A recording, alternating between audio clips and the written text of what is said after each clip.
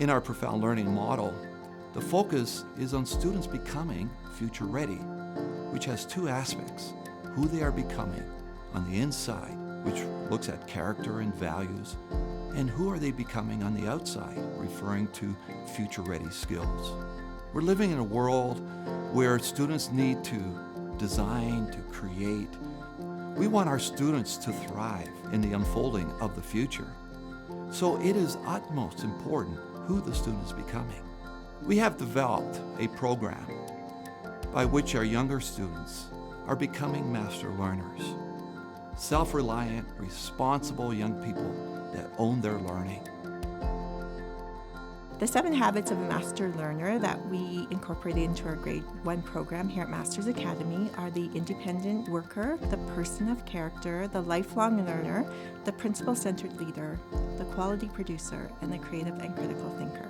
One of the main ones we focus on in grade 1 is the independent worker. We find that independence is really important for grade 1s, and we start on the first day by establishing routines and procedures that help them to become independent throughout the year.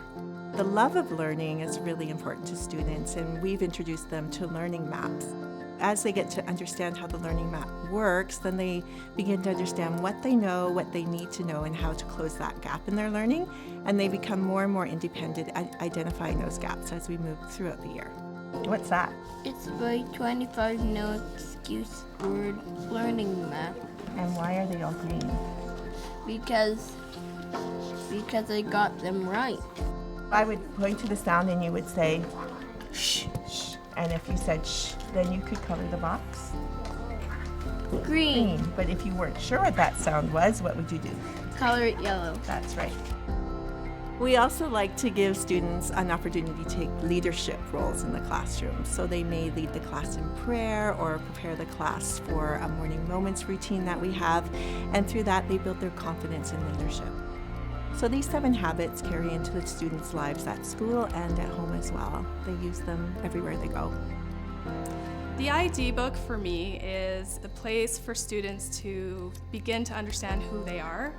They grapple with some challenging questions. I try to challenge them in their thinking. And then there's always those questions about who are you as an individual? Who do you want to become? What are your strengths? What are your weaknesses? What are your goals for the future? And we give them the opportunity to take some time and to think about these things that, normally they don't get an opportunity to talk about or to think about in that much depth. So it's like visualizing your future, page by page, day by day, and mapping your way through who you want to be and how you're going to get there.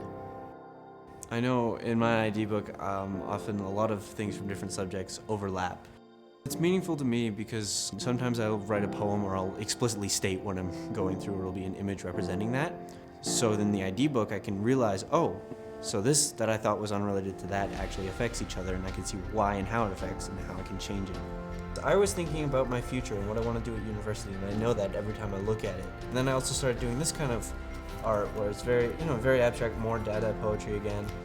And this was figuring out what my life goals are. It was kind of my bucket list. And so you can see, it's a space to be me. It's not simply a stand and deliver, but it's how do you become attached to the material. So for example, they may be looking at something historical, but it's actually then, how do we take that curriculum and apply it to something that is real life?